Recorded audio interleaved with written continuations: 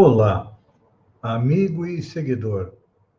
Seja bem-vindo à nossa live diária da Reflexão Matinal, onde eu convido você para irmos juntos até o nosso coração para lá, como jardineiros espirituais, elevar templos às nossas virtudes, fazendo-as crescer, florescer e frutificar, pois são elas que nos alimentam, que nos aproximam da tão sonhada felicidade. Como estamos a caminho?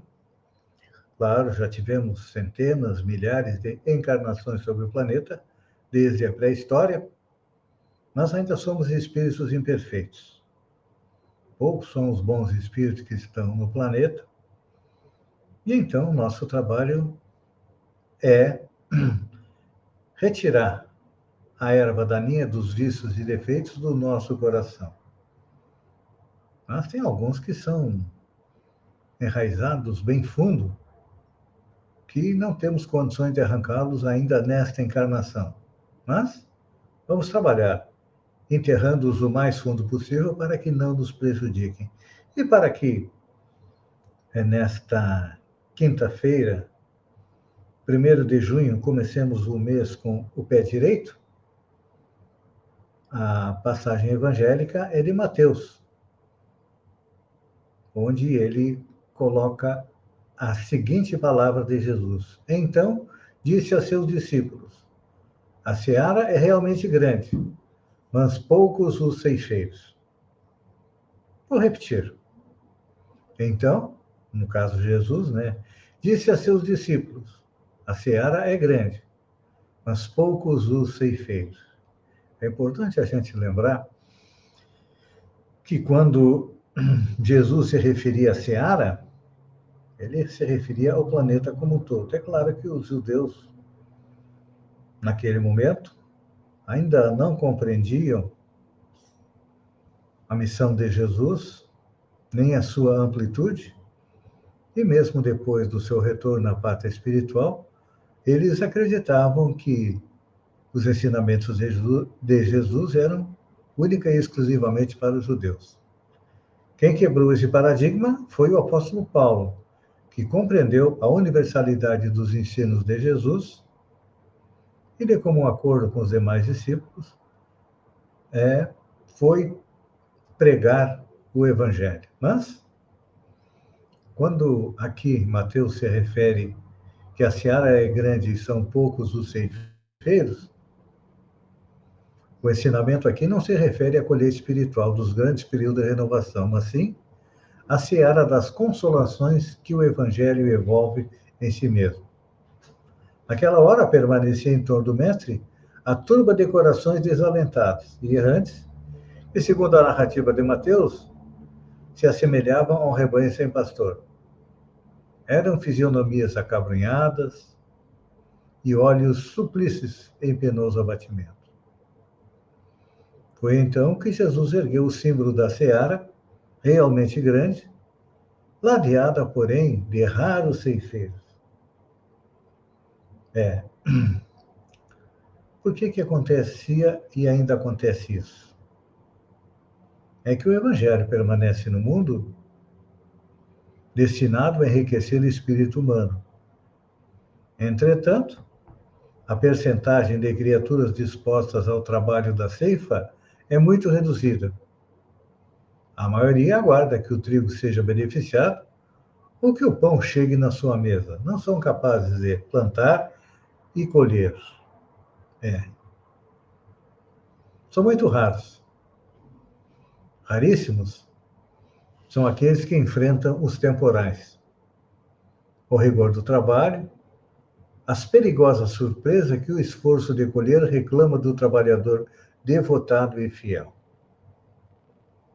Em razão disso, a multidão dos desesperados e desiludidos continua passando no mundo, em fileira crescente através dos séculos. Depois daquele tempo, nós vimos surgir um movimento muito forte, nos séculos XVIII, XIX e XX, o movimento do materialismo. São pessoas que não acreditam na existência, na sobrevivência do espírito, e vivem como os zumbis dos filmes, preocupados única e exclusivamente com a sua parte material. Esquecem que todos nós partimos da parte espiritual em missão de fazer a nossa evolução e ajudar o planeta também a evoluir. Todos nós temos uma missão dupla e que, se não cumprirmos a nossa parte, vamos retornar à parte espiritual, como disse aqui o Espírito Emmanuel, fazendo parte da multidão dos desesperados e dos desiludidos. Por isso que é importante que quem quiser, quem se dispuser a ser um trabalhador do Mestre Jesus, tem que trabalhar, procurando alimentar espiritualmente aqueles que são desesperados e desiludidos. E precisa de muita coragem para buscar dentro da sua alma as energias, as forças para continuar na caminhada. Porque é importante lembrar que ainda vivemos em um mundo de provas e expiação, onde diariamente a nossa persistência, a nossa vontade de nos transformar em pessoas melhores é testada. Somos provados diariamente em um quesito, em outro, em uma virtude, em outra virtude, que já temos um pouco.